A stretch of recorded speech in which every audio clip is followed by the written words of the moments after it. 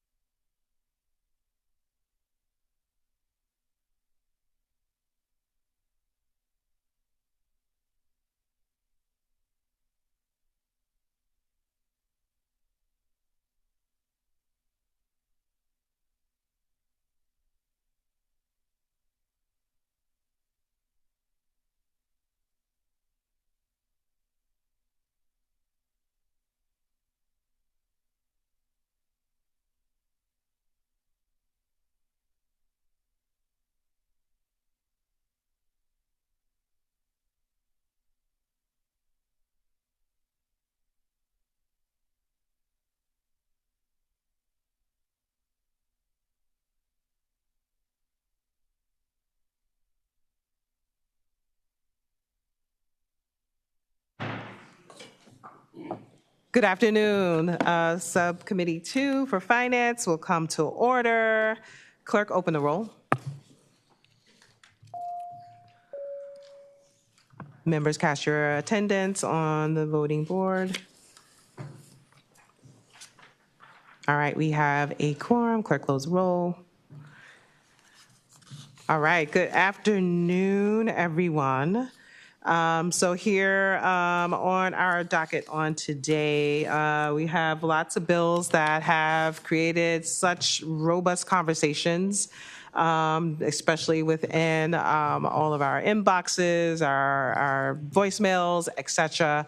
However, we're going to make sure that we not only lift up the voices that have committed to testify, but do it in an orderly fashion. So follow our lead as we guide folks on how things are going to go within this subcommittee. So the first thing I want to do is to have three patrons to we'll have one patron to come up, and then we'll have two others that are similar to come up. And I first want to call on our Sub 2 member, Karen Keys-Gamara.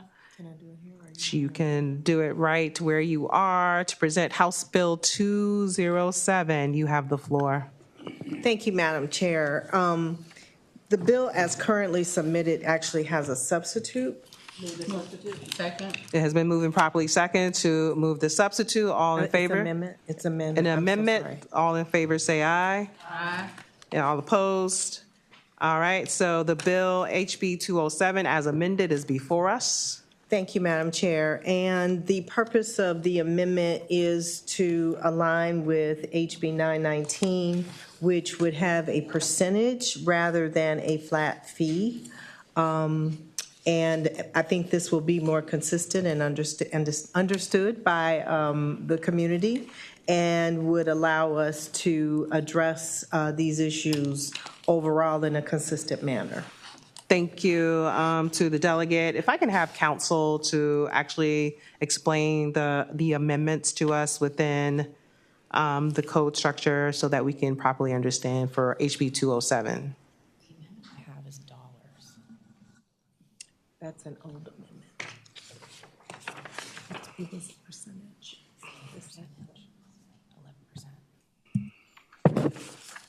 11%. Madam Chair, members of the subcommittee, the amendment will change it from a $500 fee on that firearm suppressor and change that fee to an 11% tax on the sale.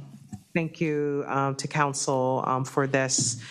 So I believe that I will turn it towards committee members for any questions or any comments on House Bill 207 as amended. Please press your yellow request to speak button so I can get you in the queue.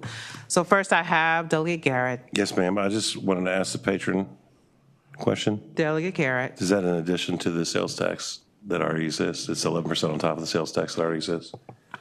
I am assuming that that will be handled in the same way as HB 919. I'm going to ask her the same question. You're welcome to do so. Delegate Garrett, do you have a follow-up? No, ma'am. Thank you. Delegate Walker. Thank you, Madam Chair. I think the delegate may have just answered. So looking at 919, when we get to that point, then I'll follow with the question. Thank you. Thank you. Any other questions from members of the committee? All right, so I will turn it to folks in this room, or is anyone in support of House Bill 207 as amended? Please come forward. Is there anyone in the room who is in opposition to House Bill 207 as amended? Please come forward. So let me limit the comments to a total of 10 minutes in the room. Please be mindful that you have a line of people behind you. So it would be gracious for you to keep your comments under 60 seconds each. Please state your name, who do you represent, and your comments in opposition. Thank you. You have the floor. Thank you, Madam Chair, members of the committee. My name is Knox Williams with the American Suppressor Association. I rise in opposition to House Bill 207. Suppressors are hearing protection devices, plain and simple. Imposing a tax on these safety devices is no different than imposing a tax on seatbelts or airbags. It will disproportionately impact working-class Virginians who can neither afford the tax nor the subsequent cost of necessary hearing aids. According to Dr. William W. Clark, director of the Washington University School of Medicine's program in audiology, and I quote, "The most serious threat to hearing comes from recreational hunting or target shooting. Multiple studies have found that between 70 to 80% of hunters never wear earplugs or earmuffs, and nearly half of all target shooters don't consistently wear traditional hearing protection.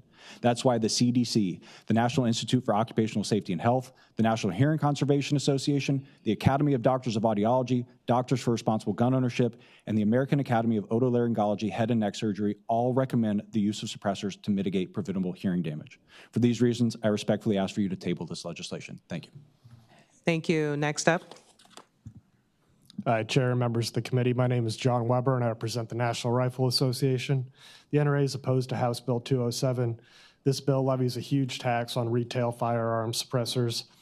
This massive tax increase on hearing protection devices that are used to reduce noise pollution and safeguard shooters' health with no justification beyond burdening a constitutional right. This punitive tax targets responsible shooters and hunters, not criminals. Suppressors are rarely used in crimes. This bill treats them as a taxable luxury, making them unaffordable for law-abiding Virginians. This punitive tax targets them and not criminals.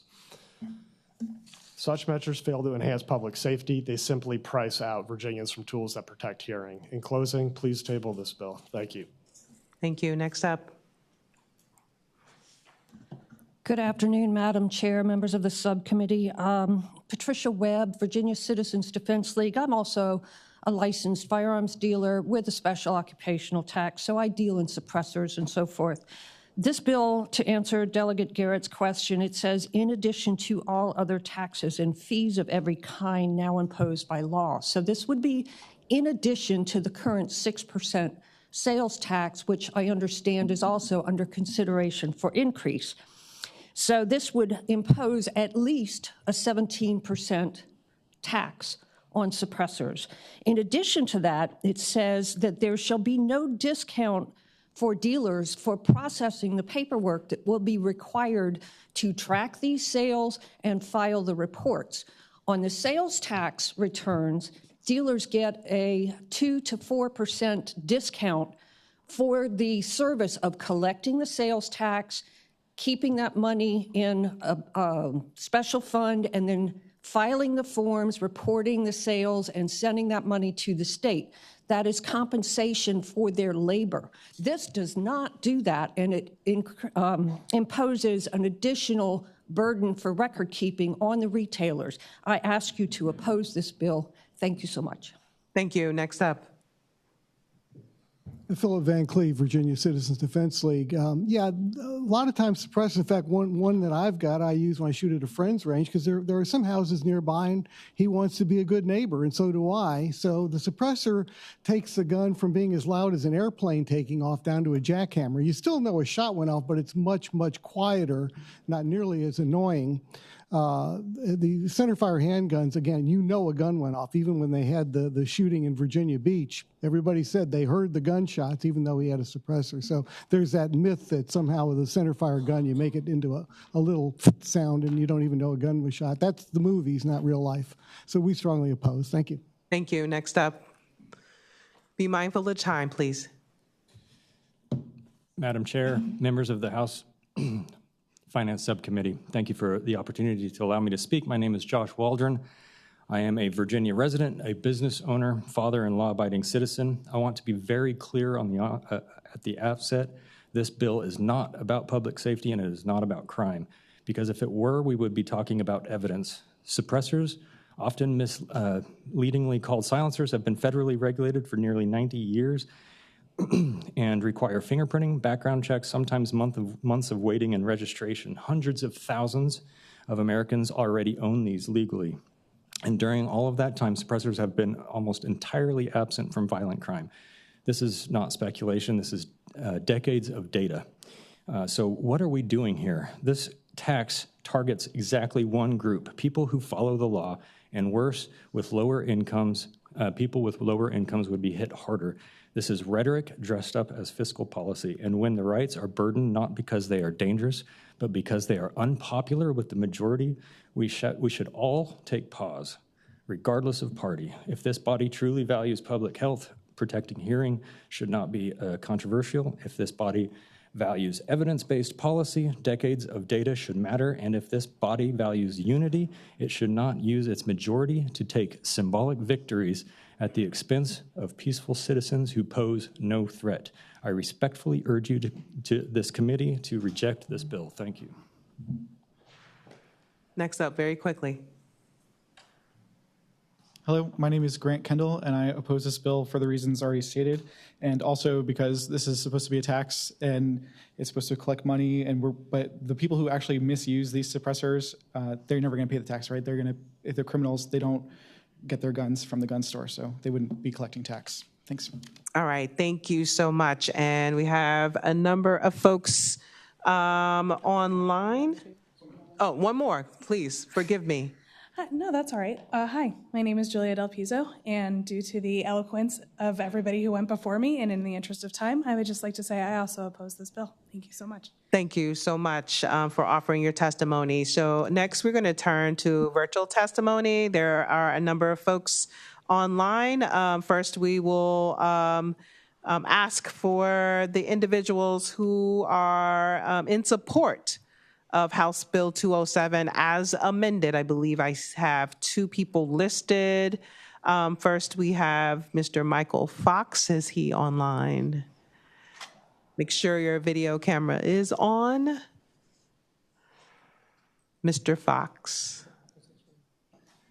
Thank you, Madam Chair. I'm Mike Fox. I'm a volunteer with Moms Demand Action for Gun Sense in America in Albemarle County, and we support this bill. Thank you. Next in support is Ms. Kristen, is it Fulellen? You're up next. Is Kristen up? Kristen is not there. All right, so we have a number of folks who are listed as in opposition to House Bill 207 as amended. However, I think I need to limit the total time for testimony for 10 minutes, which means each of you may have about 20 to 30 seconds to state who you are, who do you represent, and there has been lots of commentary already offered from folks who gave reasons of why they're in opposition. So if you can keep your comments very brief so that every one of you all has an opportunity to testify. I'm going to go by my list. Here in order is Mr. Paul Jacobs online. Video camera on. Mr. Paul Jacobs, you're up. Let's do a total time of 10 minutes, please. Is Paul Jacobs on? So let's next, as we continue, Mr. Jason Dury. Are you on? Next, we have Andrew Nicholas. Are you on? Next, we have Qingguan Zhang. Forgive me for mispronouncing anyone's name. Next, we have William McLaughlin. Yes, Madam Chair. Hello, William McLaughlin, a resident of Fairfax County and a constituent of the patron, speaking on behalf of myself. While HB 207 does not ban suppressors, I fear an 11% tax would disproportionately prevent lower-income people from obtaining them. A suppressor protects the hearing of those who use firearms for personal defense, and the ability to purchase a firearm with essential accessories must not be hindered by a financial burden imposed by the government. Therefore, I oppose the bill and humbly ask that it not be reported. Thank you. Thank you. Now we have Bill Billard. Howdy, Madam Chair. I'm Bill Billard. For reasons previously stated, I oppose this bill. Thank you. Thank you so much. Ms. Patricia Webb. You are in with us. So we'll give you a moment. Let me get the rest of these virtual folks. You testified already. Okay, let me check you off. Mr. James Hemmings.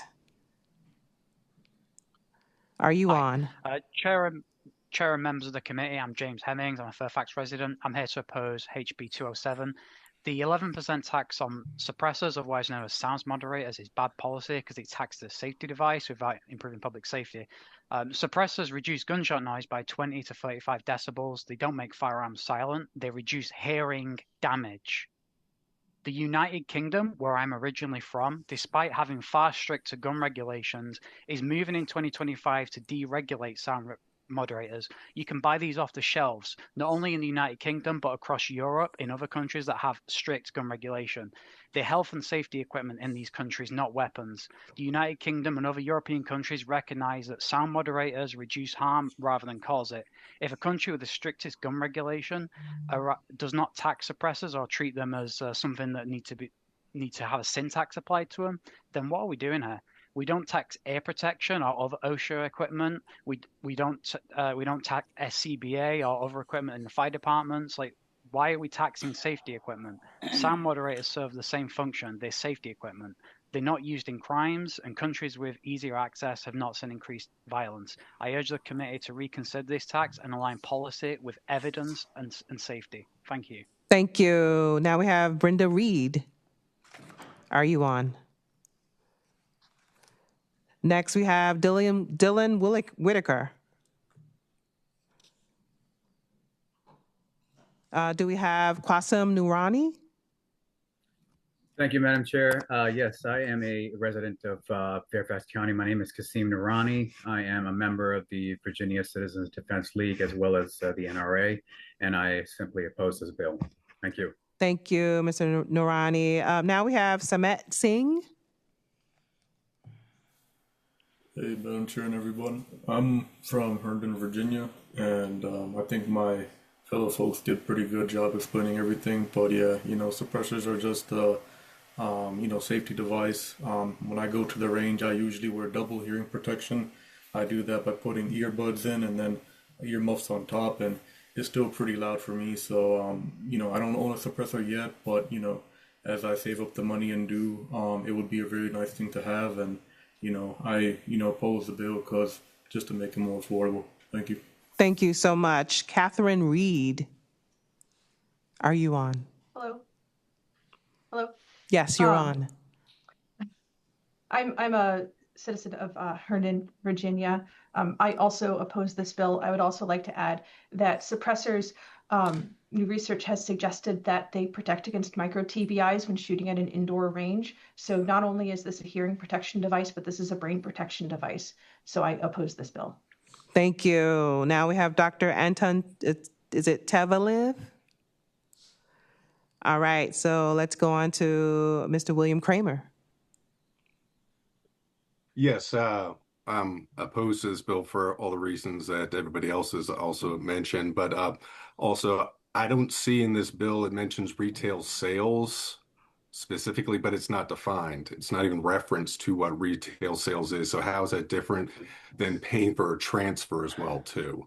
So I think this there may be some need for language cleanup and specificity in this because it's not really addressing some of like, what if I make a suppressor and then I needed to have it transferred? Am I paying that $500 sales tax on top of the actual transfer? So I think there needs to be some clarification around that. Thank you, Mr. Kramer. Now we have Ms. Stephanie. I'm not going to mess up your last name. If you could teach us how to say it properly.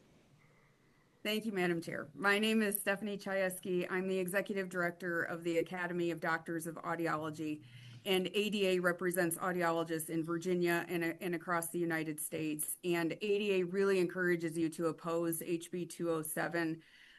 This is a matter of public health at this point, and it's really important that we not try to diminish public health in an effort to do other things. For example, we would not create a tax on seatbelts in an effort to reduce the number of cars on the road. And that's tantamount to what's being done here. So it's impractical for the outcome that is desired, and it's also going to increase significant harm to Virginians. It creates a disproportionate impact on those with lower incomes in a state that already has segmented numbers of people by incidence and prevalence who have hearing loss in areas of lower income already. So this is only going to further exacerbate that problem and create a situation where only affluent gun owners can protect their hearing. So again, ADA encourages you to oppose HB 207. Thank you so much for everyone offering your testimony.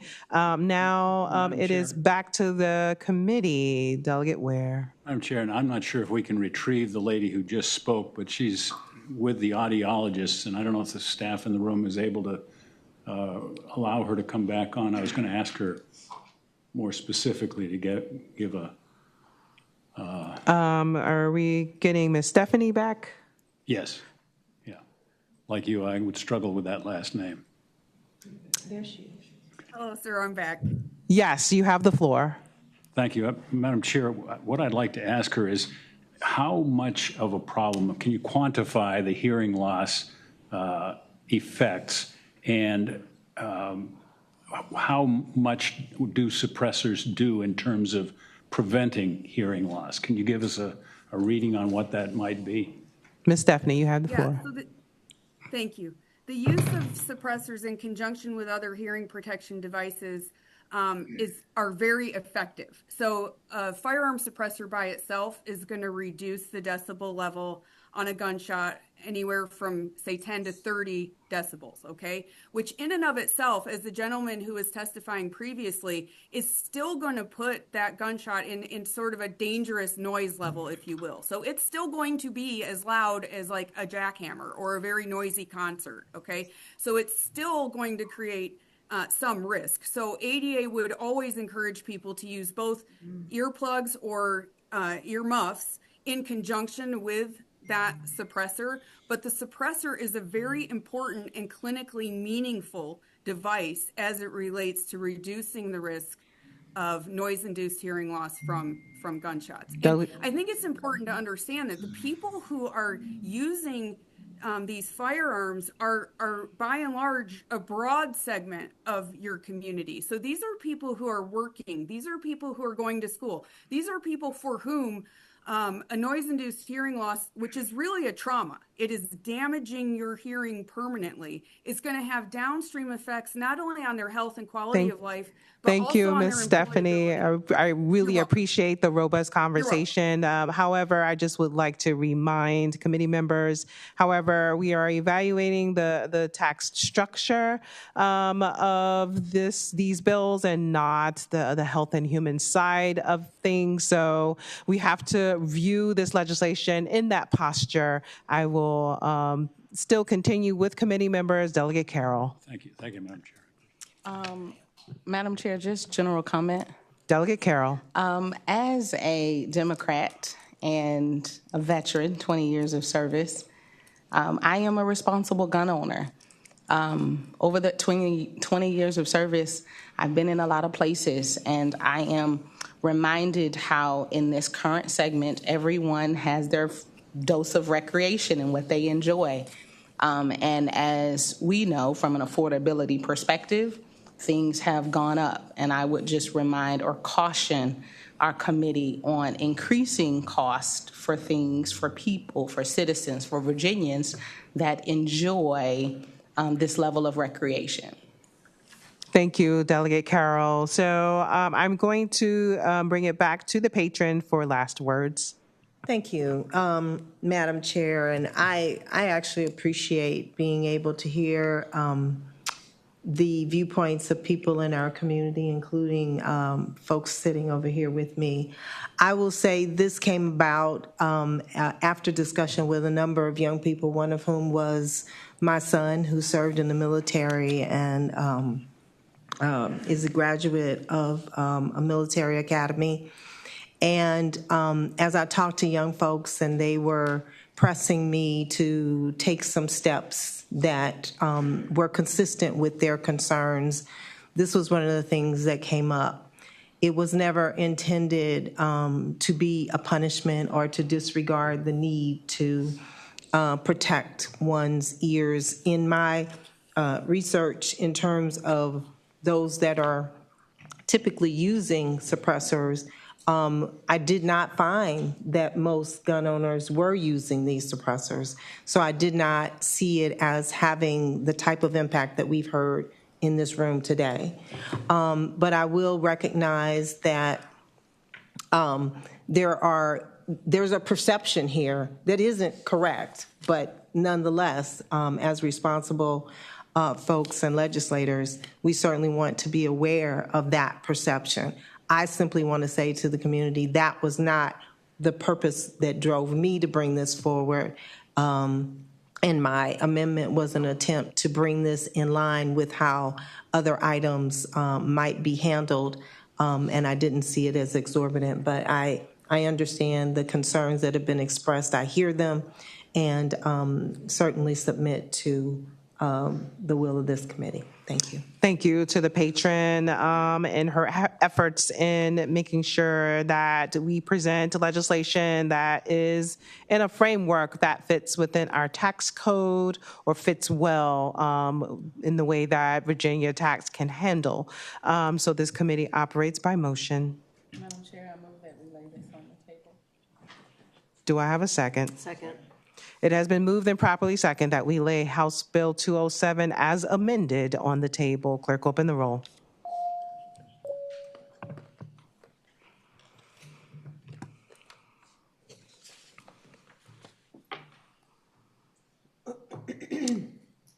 All right, so House Bill 207 as amended has been laid on the table by a vote to 9-0. Clerk, close the roll. Thank you. So first I am going to bring up two patrons, but first I would like to bring up Delegate Lopez with House Bill 919 and stand close by if she's still in the room. Delegate Lawfers, House Bill 1094. Delegate Lopez, you have the floor. Do you have a substitute? Yes, Madam Chair, members of the committee, I move the substitute. Do I have a motion? Move the substitute. Second. It has been moved and properly second to move the substitute House Bill 919. All in favor say aye. Nays have the same option. We have the substitute before us for House Bill 919. Thank you, Madam Chair. Members of the committee, the substitute amendment clarifies that firearm and ammunition tax is an excise tax on manufacturers, and the tax will not apply to any federal, state, or local law enforcement agency. It also distributes the proceeds from the tax to gun violence and community safety efforts in the Commonwealth. I'd also like to make it very clear that excise taxes in Virginia are pretty common when it comes to alcohol, cigarettes, and fuel. So here's the deal, Madam Chair. Protecting our children and reducing gun violence should be a #1 priority. Unfortunately, mass shootings are growing increasingly common. Over 550,000 firearms are sold each year in the Commonwealth of Virginia. That is 1 for every 16 people yearly.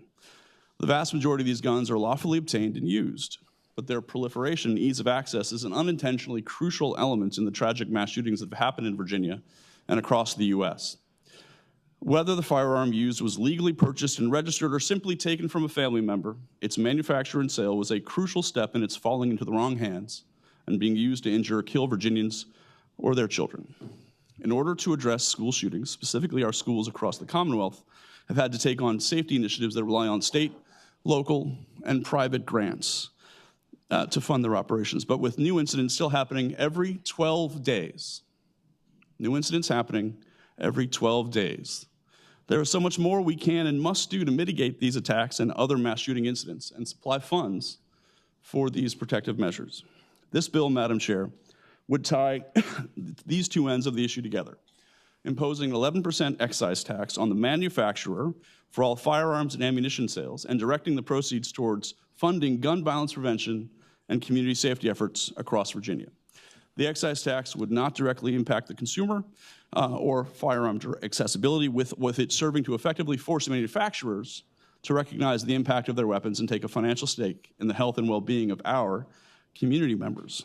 Madam Chair, this bill would ensure that every gun purchased helps raise money to mediate their own harm and protect our kids and neighbors from the horrors of gun violence in their schools and in the public. I hope it's the will of the committee to pass the bill.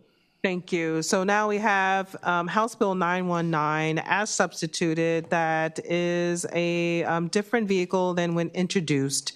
However, procedurally, I did hear from the patron of Delegate Lawfer, who patroned House Bill 1094, which is actually in the same posture now as House Bill 919 as substituted, and she has asked for House Bill 1094 to be incorporated within House Bill 919.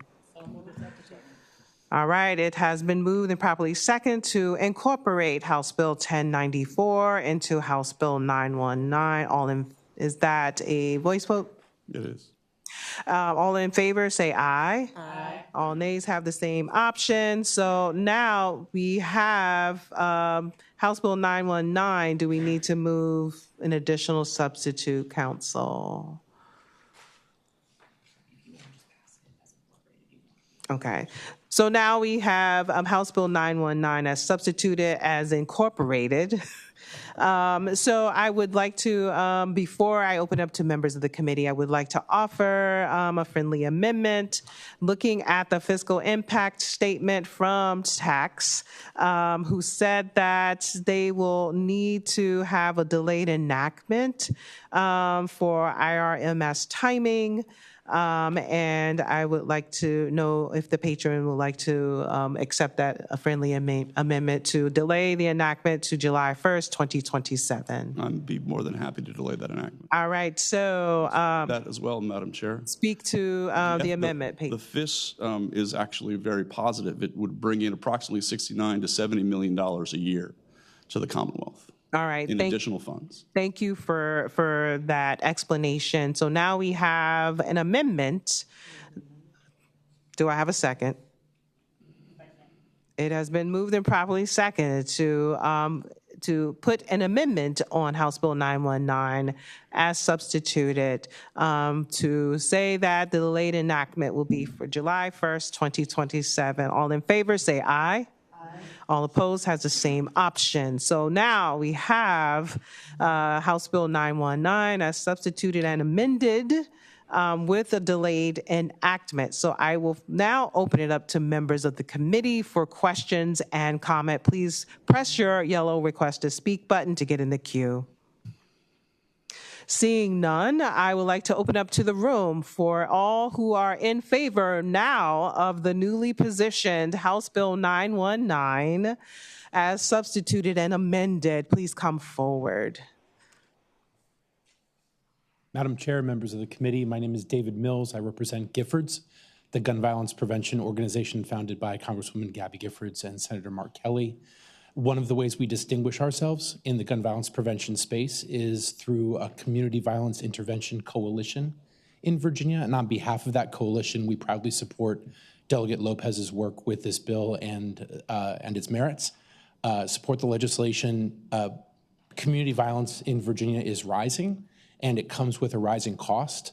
The delegate's decision to direct these new dollars toward community violence prevention brings badly needed resources to the work. For that reason, we support the bill. Thank you. Good afternoon, Madam Chair, members of the committee. My name is Lori Haas. I work at the Center for Gun Violence Solutions at Johns Hopkins School of Public Health. There is research, extensive research out there that attempts to estimate the costs of gun violence to the Commonwealth. It's in the millions, many, many, many millions. As a matter of fact, one estimate from the Research and Evaluation Center at the Pacific Institute estimates a cost of $14 billion every year. That includes out-of-pocket payments for medical care, mental health care, emergency transport, police response, criminal justice, employer costs, work loss for victims and the perpetrators, and loss of quality of life, much of which is borne by the taxpayer in the Commonwealth of Virginia.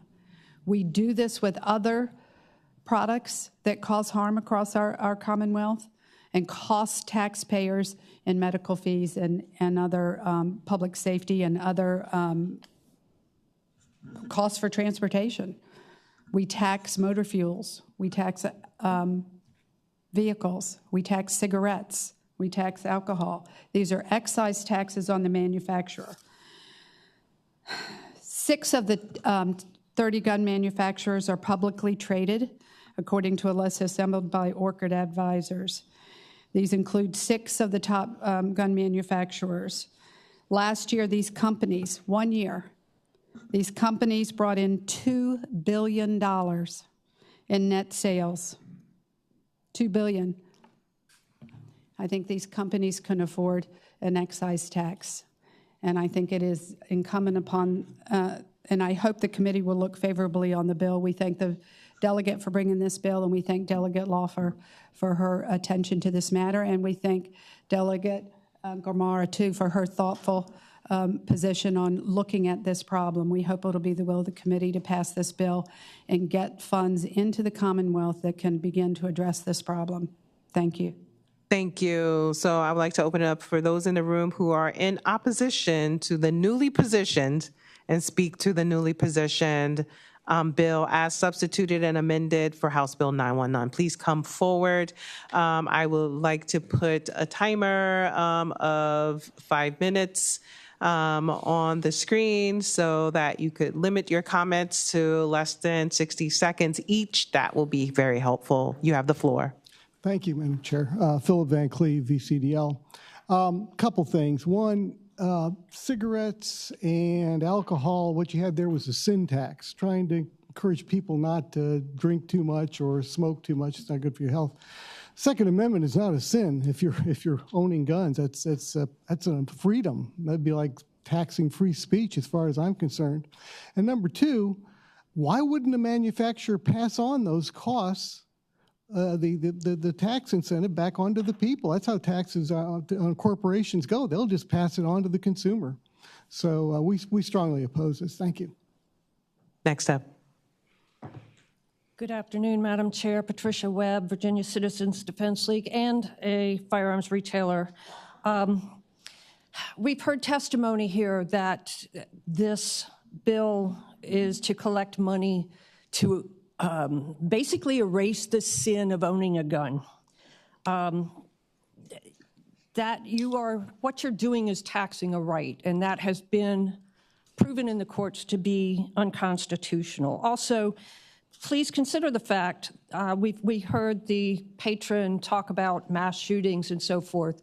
Mass shootings are actually stopped 60 to 65% by private individuals, not law enforcement, by private people that own firearms. Also, I would like to ask of the patron, who is responsible for collecting this tax? Is it collected on the retail level? And again, there is no provision for any compensation for whomever collects the tax, does the paperwork, spends the time for the reporting and the remittance of the tax to the state. And I urge you to oppose this bill. Also, one final note, this would again put that 11% tax back on those suppressors that are protection for people's hearing, both the person who is participating in the shooting sports and those around them. So I urge you to oppose this bill. Thank you. Hello, my name is Grant Kendall, and I oppose this bill. I think there's like a fantasy that you can tax the manufacturer without taxing the consumer, and that is not the case with any tax, sales tax, all the taxes. Also, federally, there's already the Pittman-Robertson Act, which has an 11% tax on ammo and firearms already, and that money is distributed to Virginia for like parks and stuff like that, conservation efforts. So we're already getting somewhere around like $35 million from that, as well as from sales tax. According to the tax people's estimate, it's also getting around $35 million just from tax alone. The problem is that with this new tax that you're trying to propose, you can't get away from the federal tax, but you can get away from a local Virginia tax. And this is just going to push people to go and buy stuff in other states. If I'm going to buy $800 worth of ammo, maybe I would do that in Virginia now, and you guys would get $40 out of that from sales tax. But if it goes up to being a 16% tax, then that's $120. That's enough for me to drive to West Virginia, pay for gas, and pay myself $30 an hour while I'm going there. So that's why I oppose this bill. Chair and members of the committee, John Weber, NRA. For many of the reasons already stated, we oppose this bill. These costs will be passed on to individuals. likely law enforcement as well. We hear a lot about safe and responsible use of firearms. This will also make ammunition more expensive. That'll make training more expensive and more difficult for people of less means and less safe with their firearms. We respectfully ask you to reject this measure. Hello, my name is Julia Del Piso. I would also like to oppose this bill. I also wanted to recognize the fact that this is not a punishment. I just appreciate that sentiment. I just want the opportunity to protect myself and my family. Thank you. Thank you. So now I would like to turn it to virtual testimony for those of you who have logged in online. Please note that House Bill 919 is in a different posture. It has a substitute and has also been amended. So I do need you to speak to this newly postured piece of legislation. I will call out names as listed that I have here. We will limit total testimony time to 10 minutes. So please be mindful that there are a number of you on virtual testimony, and we want to hear from all of you. So first, I want to hear from those who are in support of the newly postured House Bill 919. I'm going to call again to see if you're on. Mr. Michael Fox, are you on? Okay, is Ms. Kristen Fluellen? All right, so those are the two I have listed in support. Those of you who are in opposition of House Bill 919, then I will call names one by one. And if you're on, please make sure that your video is on so that we can see you. And we are also going to give a 10-minute time frame for total testimony for everyone. So please try to limit your comments to 30 seconds or less so that we can hear from everyone. So thank you. I will call first on Paul Jacobs. Are you on? All right, so Jason Dury. Going down the line, Andrew Nicholas. All right, is it Quinzong Zhang? Next is Bill Billard. Madam Chair, members of the committee, can you hear me? Yes. Well, this bill has the means, motive, and intent to harm gun owners across the Commonwealth lawfully. It also hurts law enforcement who want to be proficient in firearms on their own time. For that reason, I oppose this bill. Thank you. Thank you. So now we'll hear from James Hemming. Madam Chair and members of the committee, I'm James Hemmings, Fairfax resident. I'm here to oppose this bill. Madam Chair, we should not place punitive taxes on the exercise of a constitutional right. The right to keep and bear arms is not a luxury item. It's not a discretionary purchase. It's a protected right. The patron mentioned alcohol, marijuana, cigarettes, and gasoline, and some of the other testimonies mentioned that. Those are not constitutionally protected. Those are taxed for their own reasons. They're a sin. It's a constitutional right, not a sin. Madam Chair, during the Jim Crow era, poll taxes and licensing fees were used to exclude and oppress those who could not afford them, particularly minorities. The harm lay not only in the intent but in the impact. It disenfranchised minorities and put burdens on people who are less privileged. An excess tax like this is regressive in nature. It hits the hardest working class Virginians, rural families, minorities, and individuals who rely on firearms for personal safety. Wealthier, privileged citizens will pay the cost of this. Others will simply priced out of a right that they guaranteed by the United States Constitution. Madam Chair, the Commonwealth already has a budget surplus of over $2.7 billion. There is no need for this regressive Jim Crow era policy. Nonetheless, public policy goals, however worthy, should not be funded by taxing liberty and a constitutionally protected right. Make no mistake, Madam Chair, policies that burden rights through cost are rooted in the shameful racist chapter of our history, and there's no place in modern Virginia. For these reasons, I urge the committee to reject this bill. Constitutional rights should not be dependent on income or privilege. Thank you. Thank you. So now I'm going to see if is it Qasim Noorani? Qasim Thank you, Noorani? Madam Chair. It's actually Kasim Noorani. Thank you. Qasim, forgive me. Thank you. No worries at all. I am a member of the Virginia Citizens Defense League, and I oppose this bill. Thank you. Thank you. Ms. Brenda Reed, are you on? Dylan Whitaker. Is Samit Singh? Hey, Madam Chair and everybody, hope you're doing good. Yeah, I oppose the bill just because I think we all know, right, with taxes and even tariffs that have been going on, the past few months and stuff, it always gets passed down to the consumer, right? So I think it's just pretty simple economics, and that was a pretty good point from the previous gentleman as well on the surplus. Thank you. Thank you. Catherine Reed. Hello, I'm Catherine Reed again. I also oppose this because I believe the manufacturers will absolutely pass it on. We've seen this happen with all other products. We've seen it with the COVID taxes. We've seen, or the COVID, things and all of this stuff. And so now instead of an 11% tax on a manufacturer, I will get an 11% tax every time I buy ammo, every time I buy a gun, every time I do this. And what you're telling me is it is my responsibility to prevent gun violence when it's really everyone's responsibility to prevent gun violence. And that's why I oppose this bill. All right, so now we have Bill Kramer.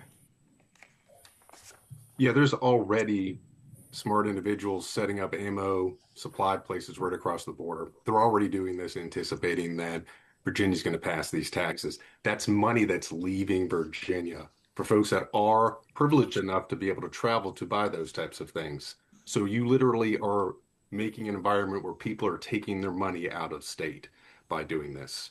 And those are for the individuals that can travel. Those who cannot, like our prior speakers before, they're not going to be able to afford this stuff. You're disenfranchising them from being able to use a constitutionally protected right. Cigarettes, gas, none of that stuff's in the Constitution. Arms are. And taxing a right is just, anyways. Thank you, Mr. Kramer. Thank you. We have Dr. Anton Tevelev. Yes, thank you for the opportunity. I strongly suggest to reject this bill. There is no doubt that this tax will be passed on the consumer, and it will discriminate against the people with less income, hunters, among others. So those are the people who control deer population, for example. So when all of us drive, we don't collide with deers. Gun violence and any violence is a problem, but following that logic, we should also tax knife industry, we should tax auto industry, we should tax fast food industry because of the unhealthy food that people die of. So I don't think that makes sense. I urge you to reject this bill. Thank you.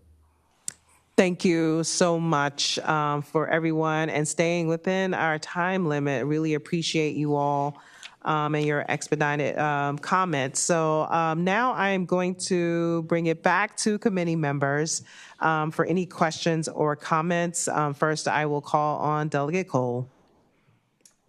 Madam Chair, speaking to the bill. Delegate Cole. I am not dismayed, but I understand, having been on school board, that we don't have a lot of people here to support the bill.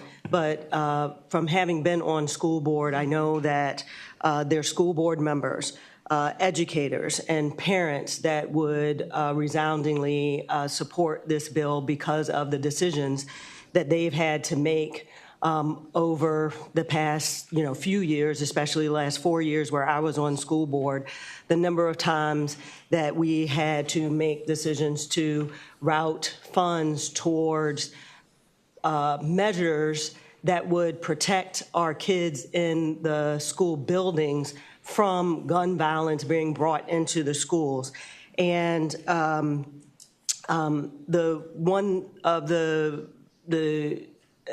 guns are not a utility. not water or energy that a family who is lower income have to work to afford. But making water and utility and food affordable is something that we work to do. But guns is something that, what I've heard, recreation, it's fun or it's cool. Yes, it's protective. You don't need multiple guns and many ammunition to be able to protect yourself. Or to exercise your constitutional right to own a gun. It might be fun or cool to go to a gun range or hunt, but it is not fun when school boards have to contemplate budgeting for weapons detectors at the entrance of all elementary schools or middle schools and high schools, or versus being able to direct those funds towards instruction and updating playgrounds for our kids. And so I just, want to drive it home that I appreciate the patron for bringing this bill. I appreciate the direction of the funds that will be raised going towards gun violence because schools are already tight on the budget, on budgets, and we have had to continually find funds to be able to protect our kids in our schools so that people could have fun to just own guns. Thank you, Delegate Cole. Delegate Garrett. Speaking of the bill, Madam Chair. Delegate Garrett. Thank you, Madam Chair. So the problem is that, freedom isn't necessarily fun if it was, and it's not easy because if it was, everybody would be doing it. And I'm looking at literally scrolling through cases. Harper v. Board of Education, the Supreme Court of the United States ruled that poll taxes were unconstitutional. That's 1966. Murdoch v. Pennsylvania ruled that you can't stymie the right to speak. Follett v. McCormick, Minneapolis Star Tribune versus Minnesota Commissioner of the Revenue, Spicer v. Randall. And I guess what I'm driving at is that I think that some of the people who spoke were incredibly articulate on the repeated findings of the Supreme Court of the United States that you can't tax a constitutionally protected right. And so and my tone is very intentional. I don't want to be confrontational. I don't want to be mean. But we're going to end up in litigation if you do this. And I think we're going to lose. It's going to cost the taxpayers a whole lot of money. And everybody in this building, I hope, wants to address things like mass shootings. But I think that one thing that mass shooters tend to have in common is that they're all sort of part of the mental health crisis that we have right now. So, I respect the patron, but I don't think you can do this the way you're trying to do it. I might have more passionate words at some later date, but there's litany. If you just Google search, has the Supreme Court of the United States ruled on whether you can tax a constitutionally protected right, verbatim, my search, and you'll get a long list of cases that say we can't do this. I understand, and I've done this before, guilty of it. Sometimes we carry bills to make political points, but this, we can't do it. And if you do it, then we're going to spend a lot of time and money being told we can't do it without doing any good towards the problem that everybody says they want to solve. Thank you, Madam Chair. Thank you. Delegate Watts, Chair Watts. Thank you, Chair Anthony. I just have a very narrow tax question of tax that is here. What other taxes do we not use dealer discount for collecting? Madam Chair, Chair Watts, I'd have to look that up. I do know there are other like excise taxes that we have, and I don't think all of them have dealer discount. So I think there are others, but we'd have to look into that. So if I may, Chair Watts. Chair, then what I'm interpreting is that it is not unprecedented on an excise tax to not have a dealer discount. So you don't know which ones. What do I want to say? Madam Chair, Delegate Watts, yeah, it's not unprecedented. I believe there are other excise taxes that do not have a dealer discount. I think I have to look this up. I think one of the tobacco taxes may have a dealer discount, but I don't think it's not universal having it. Thank you. Thank you, Chair Watts. If Tax could stay to the podium, I would like to ask a question. I know that this bill now is in a similar posture to House Bill 1094, and just looking at the fiscal impact statements that you placed within that particular bill, you did need a delayed enactment, but you also mentioned something about administrative and staffing cost. Could you expound on that? Oh, sure. Madam Chair, yes, we would. We'd have to look at this substitute more closely, but if it's something that can just be added on to our existing sort of sales tax structure, then that would make it a little bit more straightforward. As this looks like this is potentially like an excise tax on manufacturers, it might be a little more complicated, so we'll have to look at it. I think we are good with and we really appreciate the delayed effective date. I think that should not be an issue, but we will look to see if there's any added costs or anything with it. Thank you so much. I will give last words to the patron. Thank you, Madam Chair, members of the committee. I appreciate the conversation. Just to answer a couple questions, the Virginia excise tax system is in place and can address a lot of these issues. I have an 8-year-old and an 18-year-old, and every day I would drive them to school, and I still drive my 8-year-old to school. And every day after Newtown and Columbine and Marjorie Stoneman Douglas, and after being in the cabinet for then Tim Kaine, when we found out about Virginia Tech, and being up for 3 days, working with the chief of staff and working with the governor and the congressional delegation to address what had happened at Virginia Tech, I find myself saying a prayer every day when I drop off my boys at school. And I hate having to think about saying a prayer because I think there might be a mass shooting or the possibility of one. And if this excise tax on the manufacturer can raise around $69 million a year that could be used for school safety measures, then I think it's a good idea for a bill. And I appreciate where some of the delegates have come from and saying that, this is not going to solve the mental health problems, or this is not going to solve all of the problems we have with mass shootings in the country, or in the Commonwealth, or in our communities. But the fact is that if we can make our schools a little bit safer by providing them with the funding to do that, and if we can do it in such a way where the manufacturers are the ones who are getting this excise tax, then I'm okay with that. Thank you to the patron. I just wanted to also lift up an extra question for the patron. Just wanted to know, have any other states have done this? I know this is sort of like an upstream manufacturer excise infrastructure that's usually aligned with other public health prevention approaches. But I just wanted to know if you had any information, have any other states have done this? I believe they have, but there's also a federal excise tax there's a federal excise tax on firearms. Let me repeat that. There is a federal excise tax on firearms.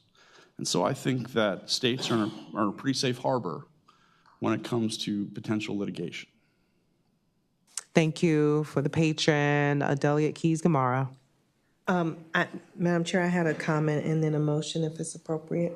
Delegate Keys-Gamarra. Okay, thank you.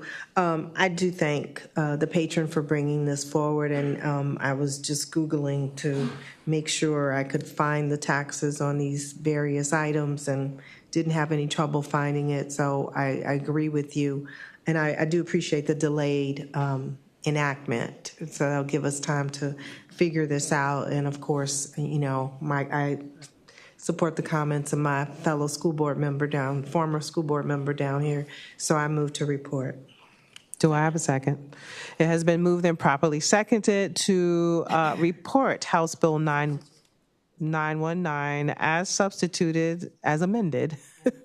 Clerk, open the roll.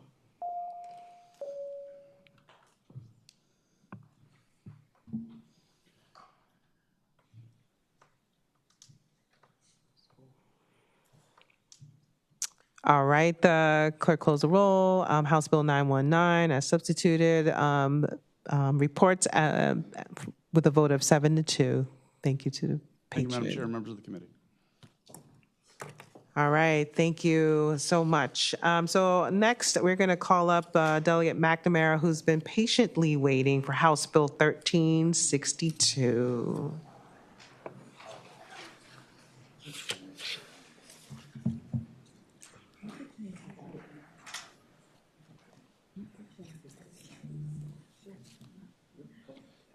Thank you, Madam Clerk.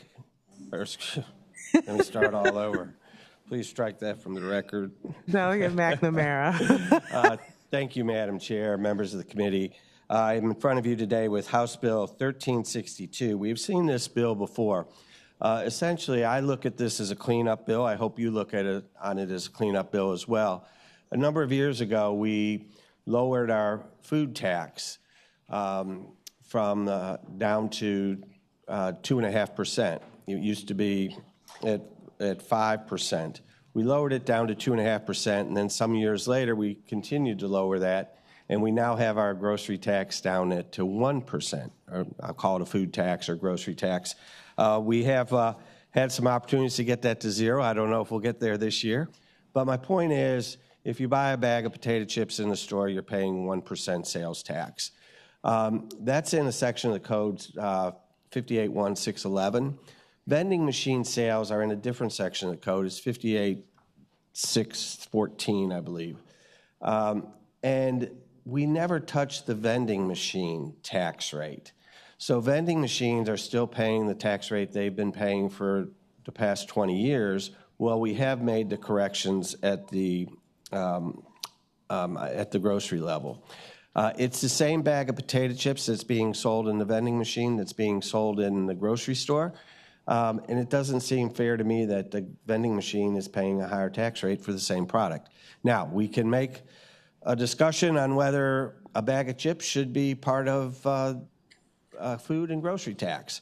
But we have relied on federal standards, the farm labor, the farm standards in a federal statute on what we determine what is food and what is not food. And certainly the vending machine products would qualify. That's the bill, and I hope you would, I know there'll be some other folks that are interested. I don't think the vending machine people should be treated any different than anybody else. There is a fiscal impact.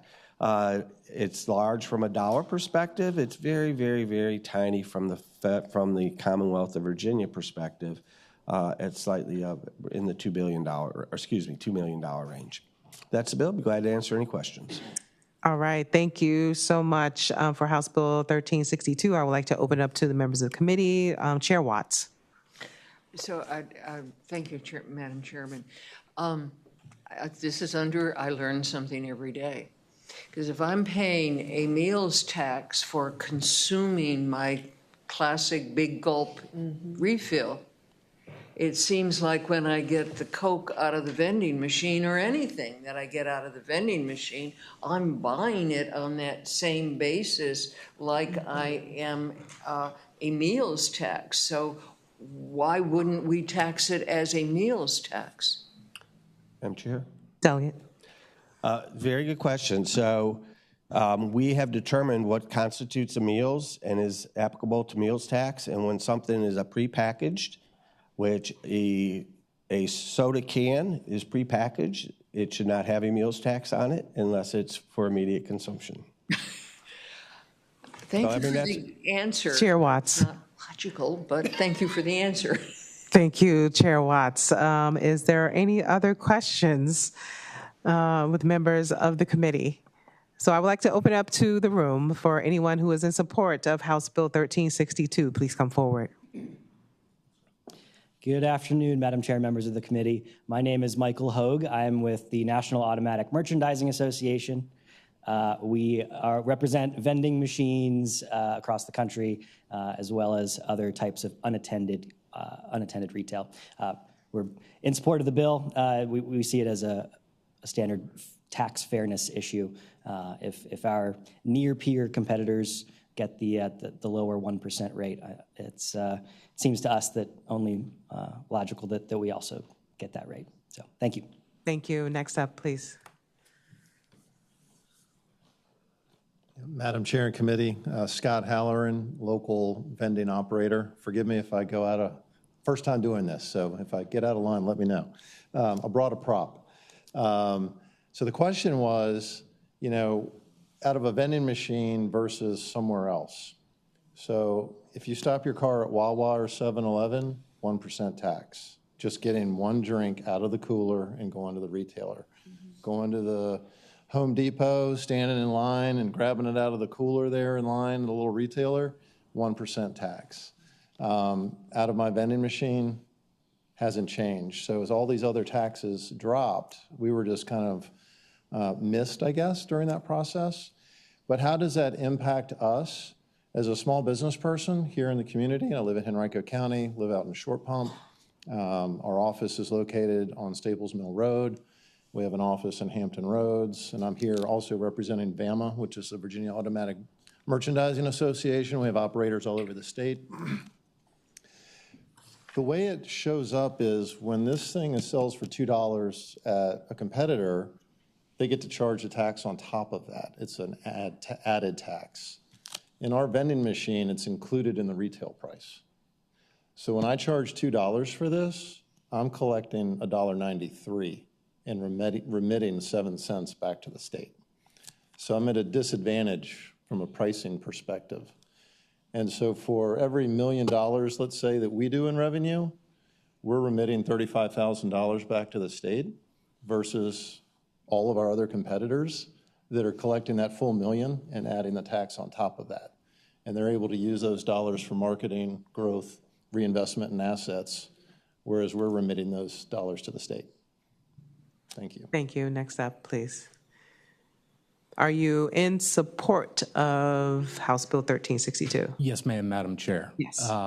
Madam Chair, members of the committee, Jeff Smith here on behalf of the Virginia Automatic Merchandising Association. Appreciate the members coming down to speak to you. The only thing I want to add, and this is just a general observation as far as the organization goes, we've represented them for a very long time. It's, you know, your small businesses. One thing that's unique that they do in serving the Commonwealth is they operate in partnership with the Department of Blind, Vision, and Vision Impaired. And when you deal with state facilities as well as rest stops, those contracts are given through the Department of Blind and Vision Impaired, and it's done at the federal level as well. And our folks help facilitate those contracts. So, you know, they pay it forward, they're good stewards, and they're just looking for an even playing field. Thank you. Thank you. So I'll open up to those who are in opposition to House Bill 1362 in the room. Please come forward. All right, so I'm going to open up to virtual testimony. I do have one person listed who is in support of House Bill 1362. Is Bill Kramer still online? All right, so opening up for testimony for persons who are opposed to House Bill 1362. I have Ms. Brenda Reed. Is she online? Okay, so I'm going to open it up back to committee members. Delegate Cole. Madam Chair, a question for the patron. Delegate Cole. So are you asking that, or does this bill require that we limit the localities to a 1% sales and use tax? So the way it would, Madam Chair. Delegate McNamara. Thank you. Yes, the localities would still have their 1%, which is the way the current, if something's sold in the grocery store, the localities still have their 1%. The state would lose what they were getting, exact same way the grocery tax works when we reduce the grocery tax. Follow up, Delegate Cole? Yeah. Delegate Cole. So the localities currently are not able to set a different rate than 1%, is what you're saying? Yes, and that is the way it Madam Chair. if I might respond, that is the way that the grocery tax, it's trying to mirror the grocery tax. Just put it on a same playing field.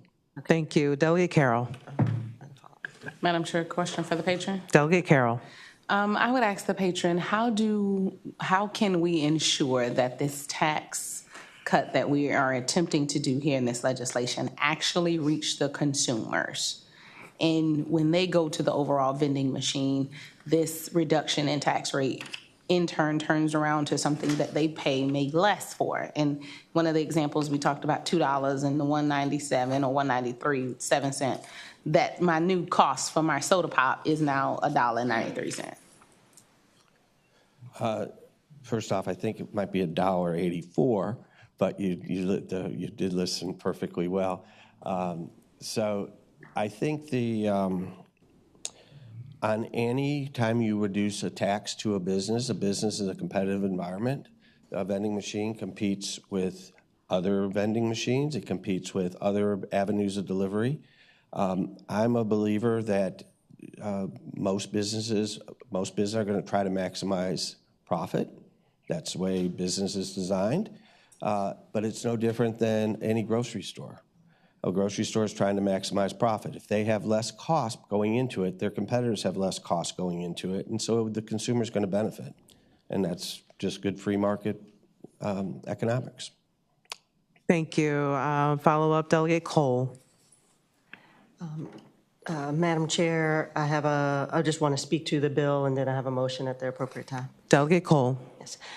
So just speaking to the bill, one of the things that you said earlier that this was an affordability issue, and what it sounds like is that if we adopt this, that savings is not going to get passed on to anyone who is buying items out of a vending machine, rather than go to more marketing costs and costs or profit for the businesses to be able to maximize their profit. And I haven't heard you say anything different. And otherwise, Delegate Cole. Okay. I move to lay this gently on the table. Second.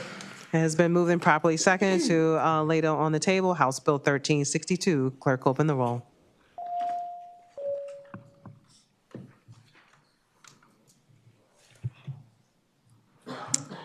All right, clerk, close the roll. The House Bill 1362 has been laid on the table by a vote to 7-2. Thank you to the patron. You also have one other bill before us.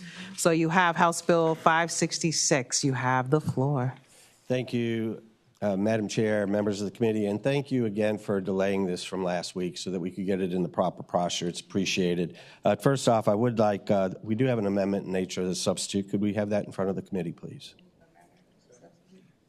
Move the substitute. A motion. Is it second? Yes, second. It has been moved and properly seconded to move the substitute. All in favor say aye. Aye. All right, so we have the substitute of House Bill 566 before us.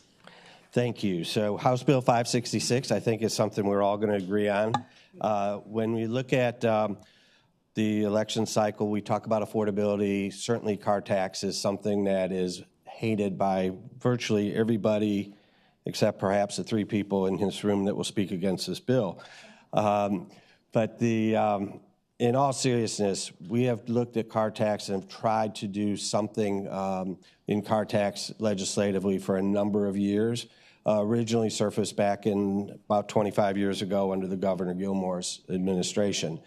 Now, one thing I would say is car tax is a big number. It's a big nut to crack. Probably $4 billion, 3.8, $4 billion, something in that area. We don't know exactly, just because personal property is not broken out from business personal property, but it's in that area, and it's big.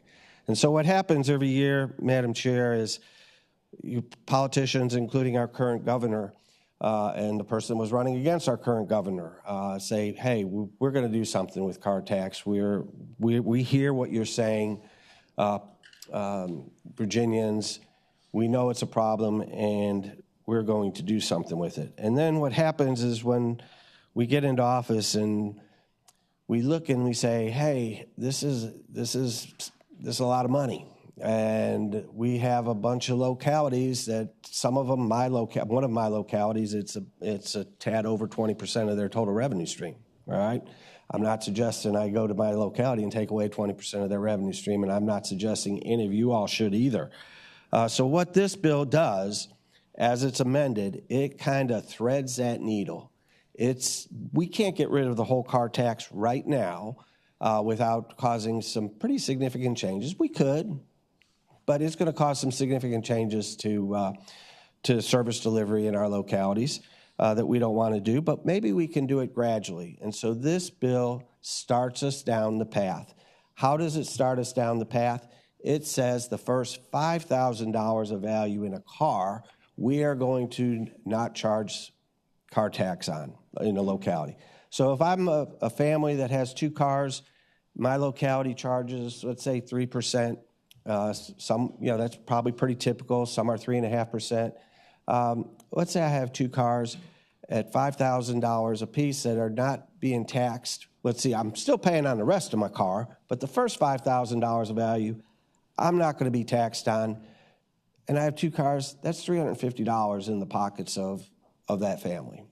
Now, how do we make that locality whole? Now, I might add, so year 1, first $5,000, no tax to the consumer, to our taxpayer, to our Virginian. However, the Commonwealth of Virginia reimburses the locality dollar for dollar for that expenditure. Okay, that's year 1. Now, how do we pay for that? Well, how much does it cost is the first question, and that's a little more difficult to nail down than one might think. But I'm going to say I think it's going to be somewhere in this $600 million range. A lot of money. Why do I come up with $600 million? Because $3.8 million is the total amount. We have $950 that we're refunding back. What's the average value of a car? Maybe $20,000 depreciate. I don't know. So worst case, it's roughly a fourth of $3.8 million. So that'd be $950 million, coincidentally. But it's going to be less than that because you also have cars that are less than $1,000 that are exempt from tax. So is the number 600? Is 800? I don't know. It's big, but it's not 3.8. And how are we going to pay for that? We're going to pay that no different than what we've done with tax rebates over the last 4 years. So if we think through, if it's $350 a family, think of what our rebates have been in the past years, and it kind of lines up in that $600 to $1 billion range. So that's about where the number is. How are we going to pay for it? I think probably y'all heard me talk a little bit on the floor. We're doing very well in revenue in the Commonwealth of Virginia. We have been for the last 5 years. We have, on a number of those years, done rebates back to folks. This almost is a rebate back to those folks. But we have roughly, we're running, we'll get a new set of numbers out either Friday or Monday of next week. We're running $1.2 billion ongoing revenue stream, not one time, ongoing revenue stream just through the first 6 months of this year. So it'd take roughly half of our surplus that we were running through the first 6 months of the year.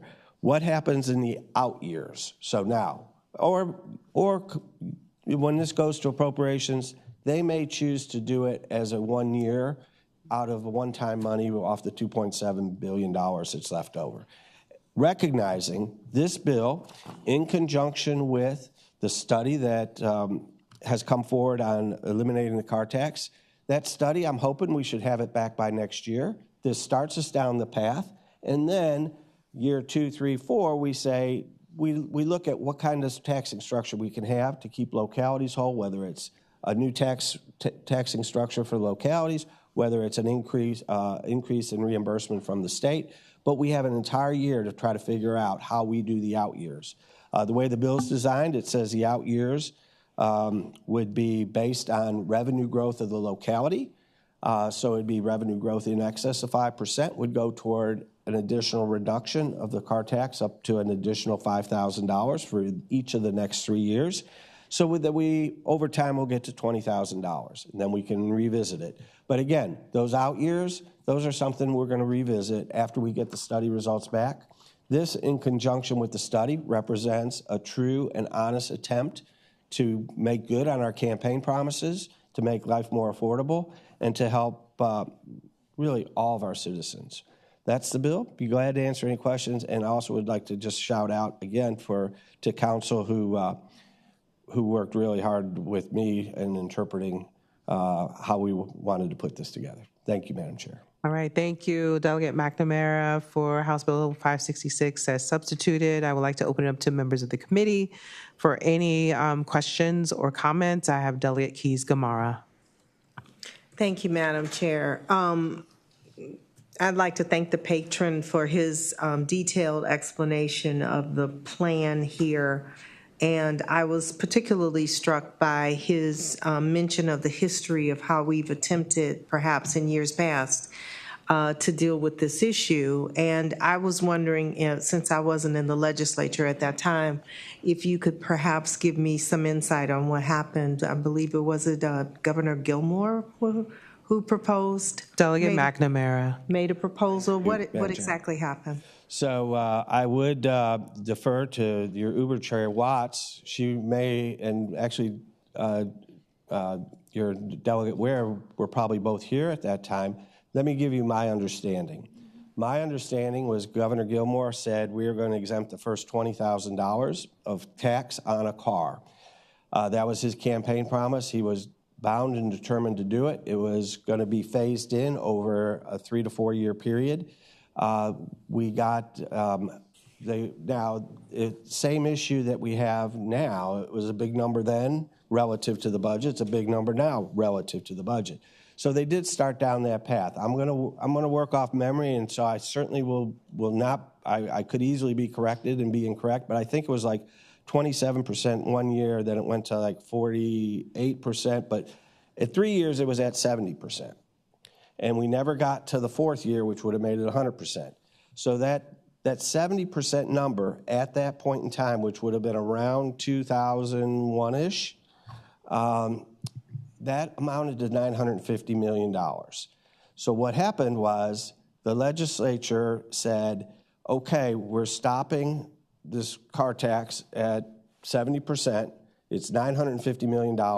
We are going to and cars are getting more expensive. We're not going to keep going up. We're going to cap it at $950 million, which is what's been done for the last 20 years. At that point in time, that represented 70% of the locality's car tax up to $20,000. Over time, that number has stayed steady. So if you're in a locality that has grown and has more cars and more value, that 70% may be down to 30%. If you're in a locality that is actually contracting and you have less cars and the car values haven't gone up quite as much, you're closer to that 70%. But I would venture to say across the state we're somewhere in the 30 to 35% range that $950 million covers, which again supports the roughly $600 million that would be my guess on what this 20% would be. And I would definitely defer to Chair Watts, Duber Chair Watts, who certainly has more knowledge than I. Chair Watts. Okay, so I will just bottom line the history that you just heard. It was one of the results of the fact that we have a one-term governor. When you can promise it and phase it, and it happens in the next governor's term, and they have to pay for it. And that's why I've been heard to say that governors come and go, but the legislature has to live with the results after each administration. So my concern about this is exactly what my concern was when it was adopted way back in 1998, as I recall. And again, within a couple of years, as the price tag grew, and it grew in the next administration, then it was realized that this is not sustainable, and that's when the $950 million was put on, and the rest of it The results of that 20 years later is exactly has been described, because that $950 million is being distributed proportionately to what it was 20-some years ago. And it doesn't reflect at all where the growth in population in cars and value of cars, et cetera. So yes, all of the other details are the results of what we're dealing with, quite frankly, because of a campaign promise that did not look at the long-term results. We have to look at the sustained ability, not just one time. All right, thank you. Delegate Garrett. Thank you, Madam Chair. I mean this sincerely. I'm not being sarcastic, because I do that sometimes. I just am super grateful for this whole committee meeting, even though there have been votes I didn't like. I looked at my colleague from Fairfax a moment ago when she asked that question and said fair. It was a fair question. And I want to thank Delegate Watts for her insightful analysis. I agree. I have historically carried a bill to do with a two-term governor. I know we're talking about car tax reform. But I think that accentuates some of the challenges we have. I didn't carry that bill this year because, but this is something that I think I'll take you guys at y'all's word, and I hope you'll take me at mine, that we all want to address. I want to commend the patron for carrying the bill. I'll tip my hand. I'm going to support it, whatever the motion is. But, man, we can do this stuff. We can do this stuff. And I don't blame Jim Gilmore. NOCARTAX, 8 letters, best political campaign bumper sticker I've ever seen in my life, 8 letters. But he couldn't deliver. And that wasn't Democrats' fault. It wasn't Republicans' fault. It was our fault. So I hope that your bill's successful. I support your bill. But there's a bigger issue here, and that is that we need to work together on things that we actually do have common ground on over the course of more than 4 years, because the executive branch of Virginia, by the way, we do run our state, doesn't have the ability to lead for more than 4. And so we're going to have to do it from here or change that law, one or the other. But I think this is a good start. Thank you, Madam Chair. Thank you. Chair Watts, you have follow-up? Thank you, Madam Chairman. And I was just about to take my request to speak off because we haven't heard from the public yet. Thank you, Madam Chair. So I would like to open up to the room. For those who are in the room who are in support of House Bill 566 as substituted, please come forward. If you are in opposition to House Bill 566 as substituted, please come forward.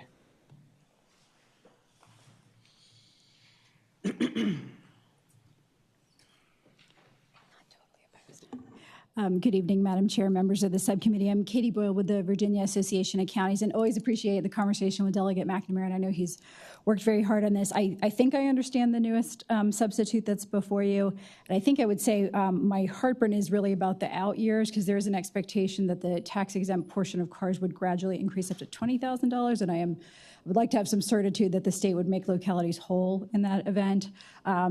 We have supported Delegate Franklin's car tax study. Perhaps looking at kind of targeted tax relief could be part of that. But I think that is the portion of this bill that gives me some pause, but certainly happy to continue the conversation. Thank you. Thank you. Next up. Madam Chair, members, Joe Flores with VML. I want to also appreciate Delegate McNamara, and I can appreciate what he's trying to accomplish. I would just remind the committee that this is the second largest source of revenues to localities. Putting those revenues in jeopardy at this time with the instability in the economy right now is probably not wise. You have passed a resolution, Delegate Franklin's resolution, to thoughtfully look at what the implications might be to localities if we were to eliminate the car tax, and I would suggest that we go that direction. So thank you, Madam Chair. Thank you. So I will now turn it to virtual testimony. We did have one person listed in support of House Bill 566. Is Bill Kramer still online? All right, we have one person listed in opposition to House Bill 566, Ms. Brenda Reed. Is she online? All right, so I would like to open up to members of the committee again before we allow the patron one last word. Chair Watts. Thank you, Madam Chairman. I would like to make a motion and speak to it at the proper time. Thank you, Chair Watts. I would like to give the patron one more opportunity for last words. Delegate McNamara. Thank you, Madam Chair. As members of the committee, again, thank you again for delaying this for a week so we get in the proper posture. I would say we don't need a study is fine, but we can start this now. We can start this now, fiscally responsible. I have laid out 2 different options that we can fund this and fund it responsibly. I'm not interested in reckless spending. I don't like spending, generally speaking, to begin with. But certainly, I don't see this as reckless spending. I think it's reacting to the promises that we made to our constituencies during these campaigns. I think we should start the process. We have an entire year to figure how we can continue that process, whether it's a new tax, a shifting of tax burdens, or we just stop at $5,000. But my hope is that we hear what we heard on the campaign trail and we try to act on it. And again, I appreciate the opportunity to present in front of you today. Thank you, Delegate McNamara. Chair Watts. Thank you. Again, I would make a motion and speak to it at the proper time. Chair Watts. Okay. Making the motion to table, speaking to the motion. Chair Watts. Speaking to the motion, I know on the campaign trail, I heard an awful lot about high real estate taxes. Mm-hmm. I heard an awful lot about inflation. Mm-hmm. And we had the patron and I had a great dialogue yesterday or day before, yesterday, after the Subcommittee 3, where we talked about cutting finally, adjusting the standard deduction for inflation. And what we could do is $600 million there that would be directed completely to updating the problem where that inflation keeps on taxing more and more and more of basic income. So if I'm going to give my $600 million someplace, assuming that we have stable revenue to do so, then I find that there's a lot more discussion that needs to go on, and again, on the specifics of how the car tax is administered and its place in our total tax structure. I trust a complete study being appropriate for that, and again, do not find it appropriate at this time to use it as our means to relieve taxes when there are a number of other things that, again, the standard deduction, as I know we agree on, could be a direction. Thank you. It has been properly moved and second to lay on the table House Bill 566. Clerk, open the roll. As substituted. Destroy this roll is House Bill 566 as substituted. Clerk, open the roll.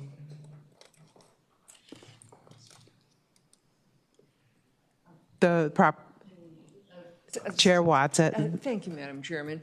You have announced the vote on this. I have another matter that I wanted to bring forward administratively. Yeah, so there is a motion active on the floor for House Bill 566 as substituted to lay on the table. Clerk, open the roll.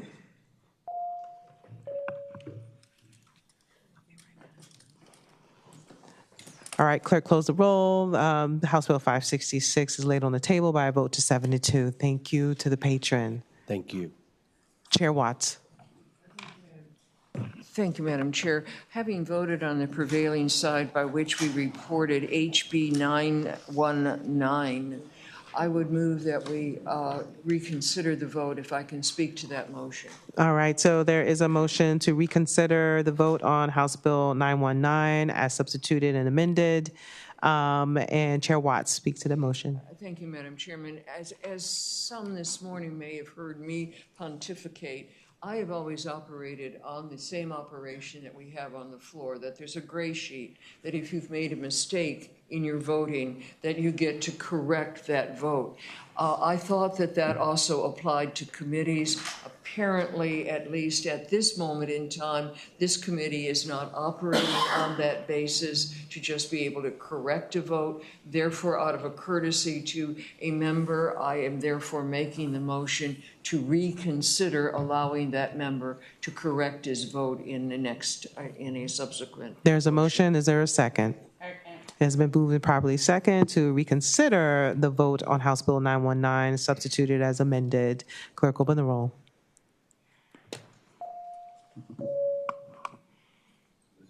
This is the vote to report as a substitute as amended, House Bill 919.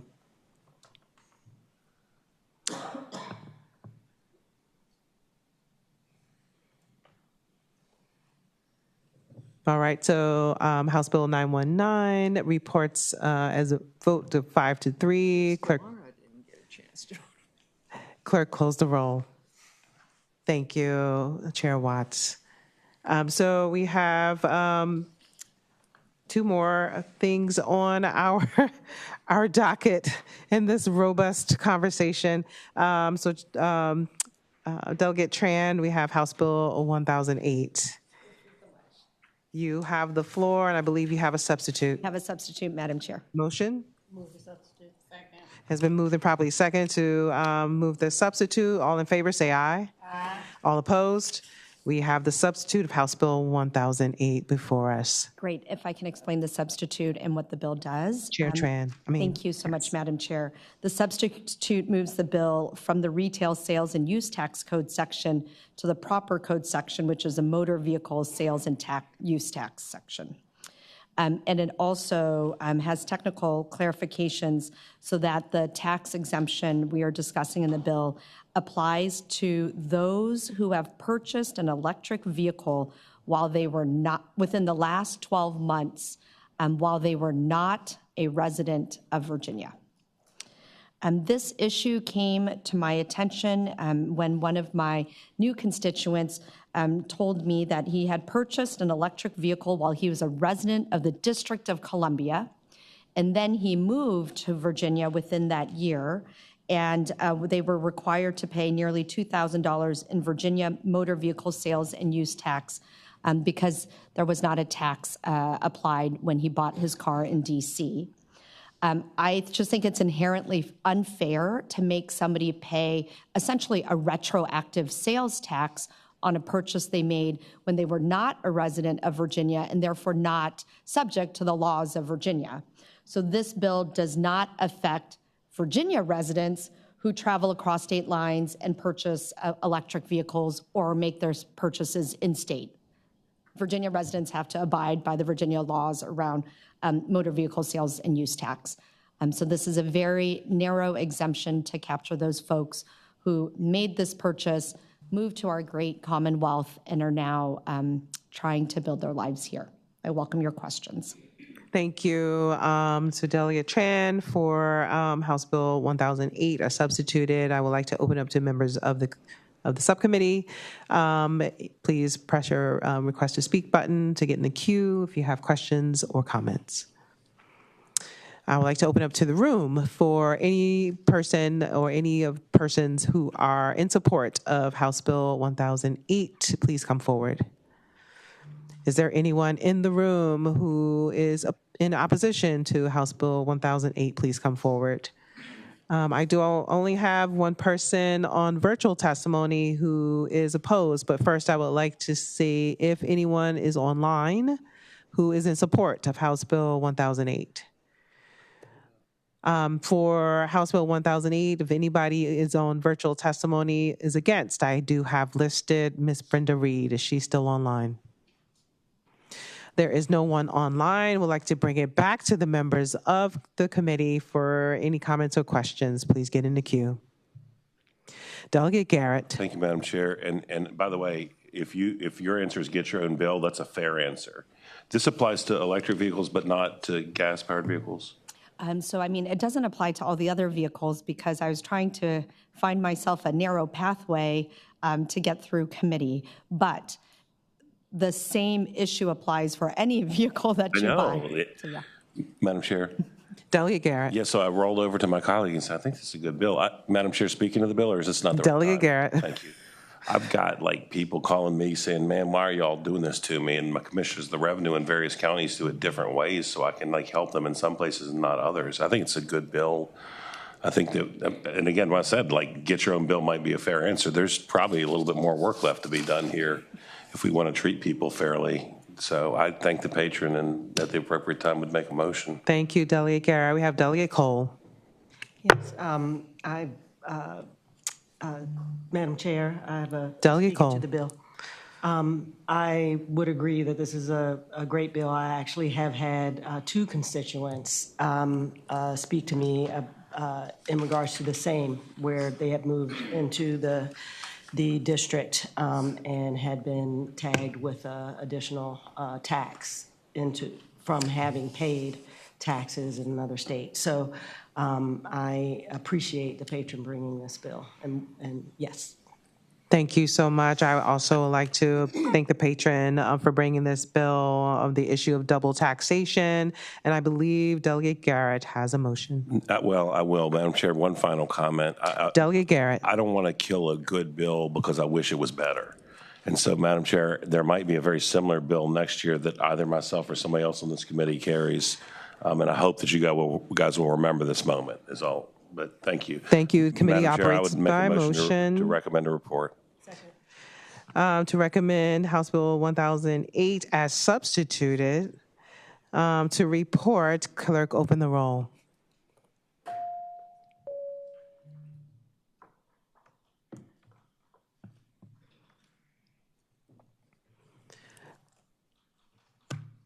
All right, so House Bill 1008 as substituted reports on a vote to 8-0. Thank you to the patron. Thank you very much, Madam Chair and members of the committee.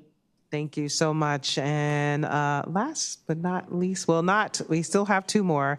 So we have Delegate O'Quinn come forward with House Bill 1474. Yes, Madam Chair. You have the floor. Thank you, Madam Chair. I have a substitute that I think was released earlier that I would like for you to adopt, and I can explain that. Is there a motion? Second. Is moving probably second to adopt the substitute. All in favor say aye.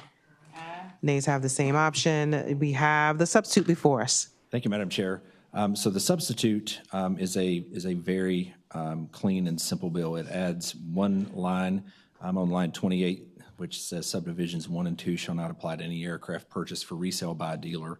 So I'll explain the sort of backstory. So it's been a point of confusion for a long time in the Commonwealth of Virginia as it relates to the aviation industry and the taxation on aircraft that are bought by dealers to be held in wholesale and then resold as wholesale. And so the code lays out 3 subdivisions that deal with the sales and use tax on aircraft. If you're looking at the substitute, it's lines 16 through 23.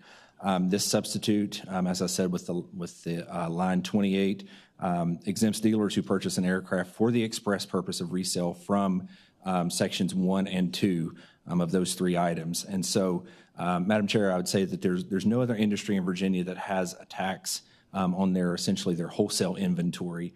And that includes cars, motorcycles, boats, tractors, lawnmowers, et cetera, things that are bought by a dealer and then sold, or bought and then sold at wholesale.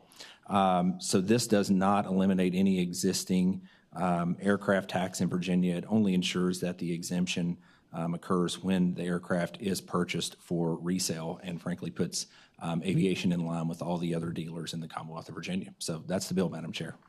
Thank you to the delegate. I would like to open up to members of the committee. If you have questions, please get in the queue. All right, so I have a particular question. If I can call tax up to the podium. I know that as far as the fiscal impact statement, it was noted that you needed further analysis before any action, and I would like to hear your thoughts on the substitute being presented. Yes, Madam Chair. Yeah, I was just looking at the substitute here, and we can definitely analyze it, but I do think, and I should say James Savage from the Virginia Department of Taxation, but it does look like this could change the analysis and make it a bit more of a limited impact, but we'd have to look at it more closely. Fair enough. Thank you so much. So I'd like to open it up to the room for those who are in support for House Bill 1474 as substituted. Please come forward.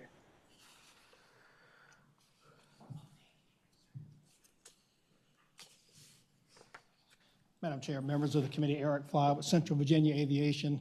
I'd like to thank the delegate for bringing the bill forward. As he stated, it has little to no revenue impact. Indications from a FOIA request from Virginia Tax showed that there was in 2024, the last data they were able to supply, there was only $14,000 statewide paid to this tax. Just to give you an overview of what happened, this legislation has not changed since 1991. This General Assembly has not changed this legislation since 1991. At some point in time in the last 4 years, tax and the Virginia Department of Aviation started playing with the idea that wholesale purchases for resale should be taxed. If you look at the Virginia tax website, we tax in the Commonwealth of Virginia aircraft the same way we do watercraft. If you look at their website, you'll see the exact same verbiage for aircraft that's for watercraft. And DWR has confirmed they do not collect tax on a wholesale purchase. So this bill just simply brings everything back in line the way it's been since 1991 and clears up the confusion. And I greatly appreciate the delegate bringing the bill forward. Thank you. Thank you so much. Is there anyone in the room who is in opposition for House Bill 1474? Please come forward. All right. I just wanted to check to see if anyone is still logged on virtually for House Bill 1474 who is in support. I know I had one person listed who is in opposition for House Bill 1474. Is Ms. Brenda Reed still on? All right, so there is no one else here. I would like to open it up back to the members of the committee. I just know that I wanted to say to the patron that I do have a soft heart for aviation industry. However, I just note that reading the fiscal impact before your substitute, there was still some further analysis, even though that I appreciate your substitute narrowing this down quite a bit. I just still have that question in my head about what will be the revenue loss from this, and given our fiscal viability as a Commonwealth, I just wanted a little bit more data to make a determination. I would like to still open it up to members of the committee. Please get in the queue for any comments or questions. All right, so I would like to give last words to the patron. Thank you, Madam Chair, and I understand your concern. I think based on the data that came from Department of Taxation, I think the answer to your question is less than $15,000. So anyway, I've explained the bill. You've heard the pros and cons, and I appreciate your consideration. I appreciate that so much. So committee operates by motion. Madam Chair. Delegate Ware. I wonder, and I put this out as a question, although I'd be glad to put it in the form of a motion, since there is question, but it seems like it is a question that could be clarified quickly. Would it be timely to make a motion recommending reporting and referring to appropriations, which would allow time for a review in the meantime, and maybe people getting their numbers together, if the patron were open to that? Not sure about that, Delegate Ware. We don't have a letter from appropriations to refer. I'm not sure appropriations was the proper place for analysis for tax to do their thing. So I probably would need to lean on Chair Watts for comment. I was going to thank you, Madam Chairman. I was going to go with your feel on it. I think the best I could offer is that if we did that, by the time we vote on it in full committee, we would know that that would be acceptable or not as far as appropriations, and then hopefully a motion to carry over would be appropriate at that time in full committee. I believe we have that flexibility. Okay, Chair Watts, so just to confirm, you said that if we delayed, we still have time before? What I'm saying is that the scenario I'm seeing is that this committee recommends that you report and refer. Then it goes before full committee tomorrow, where the motion would be in order, a substitute motion to carry over if appropriations said that no, it would not be appropriate to refer it to them. Understood. Delegate Franklin. Well, Madam Chair, I was going to make a motion. It seems like we're kind of... let's continue our active discussion on this. So I would like to ask Delegate Garrett. Thank you, Madam Chair. So I had a circumstance earlier this session where I had to appear before a sub that Delegate Askew chaired, and he was able to kick it to the full committee, which bought me a day, and I thanked him publicly then, and I'll thank him publicly now. I think we're about a number away from all being able to agree that this is a good bill, but I respect my colleagues' desire to know what that number is before we do that. So, Madam Chair, I'm not making a motion. I would defer to Delegate Watts and people with more experience than me. If there's a way that we can get this to the full committee without making a recommendation, and then the number is to the liking of everyone, then we can vote on it then, question mark. Madam Chair? Chair I Watts. believe that it would also be in order to just do nothing administratively. I believe we can pull it off the table, but it has to be a majority vote to pull it off the table in full committee tomorrow. All right, so Chair Watts has offered an idea in which we need a motion to be able to pull House Bill 1474, bring it before full committee.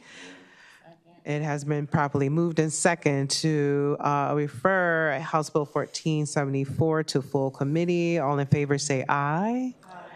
All opposed. So we will bring this before full committee, Delegate O'Quinn. Perhaps. And so if you could work your way with tax in providing that quick analysis by full committee, that would be helpful. Thank you, Madam Chair. Thank you.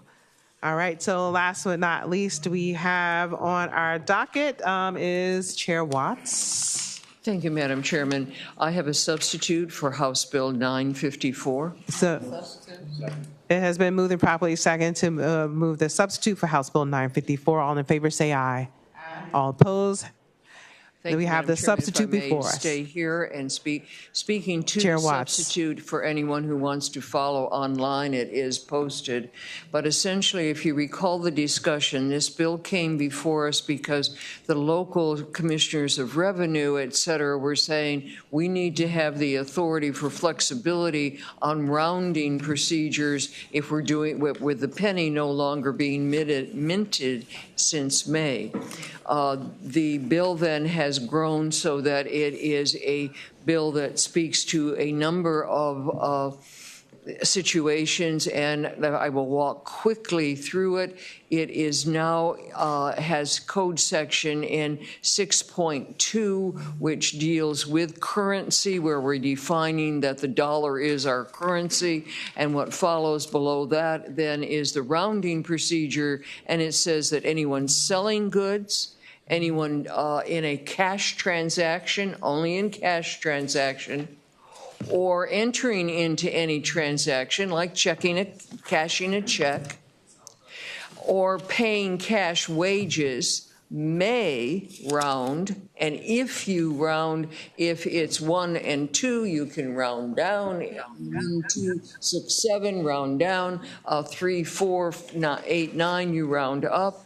Spells that out, but then the next code section, again in this same title, is for taxes and fees. And when it comes to any taxes and fees, those are be calculated and remitted on all taxes and fees and other charges imposed by the state taxing authorities or by the seller based on the sale price prior to any cash transaction rounding. So you may choose as a seller to round, but you're going to be obligated to the taxes or other charges and fees based on the actual price. And then the bill also contains the original provision, which gives the flexibility for local ordinance for each locality to make its own decisions about how it treats the rounding, given the testimony that the localities may have a particular system set up, and it would be costly perhaps to set it up all in the same way. So it leaves that flexibility. Thank you, Chair Watts, for explaining the substitute for House Bill 954. I would like to open up to members of the committee. If you have questions or comments, please get in the queue. All right, so I would like to open up to the room. For those who you are in support of House Bill 954 as substituted, please come forward. Madam Chair, members of the committee, Corey Connors with the Virginia Association of Community Banks. When production of the penny ended, it was not accompanied by formal federal guidance for handling small cent amounts in cash transactions.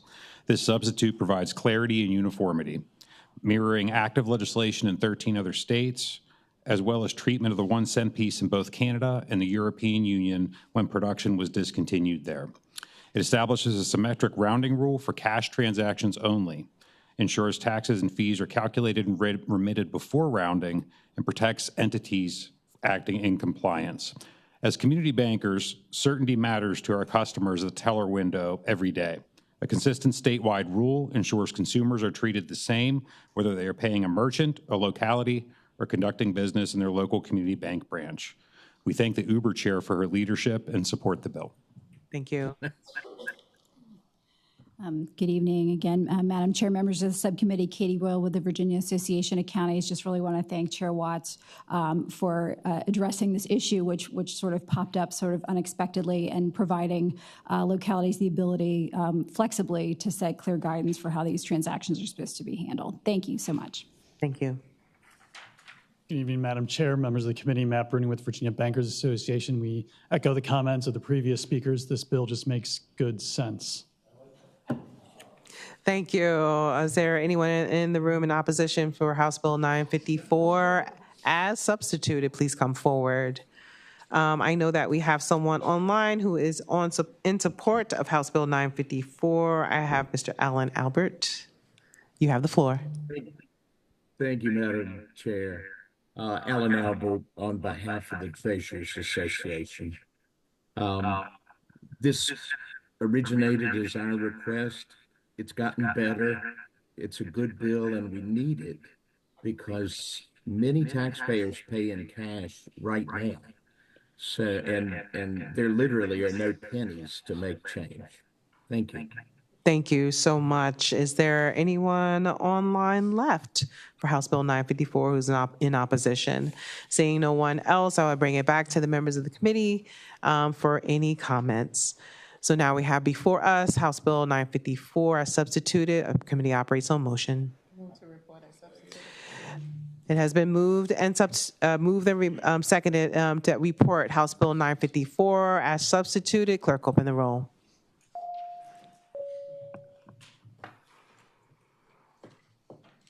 All right, clerk, close the roll. House Bill 954 as substituted reports on a motion of 8-0. Thank you, Chair Watts. So that ends our docket on today. I have a motion to adjourn. So moved. It has been moved and properly second. Committee will rise.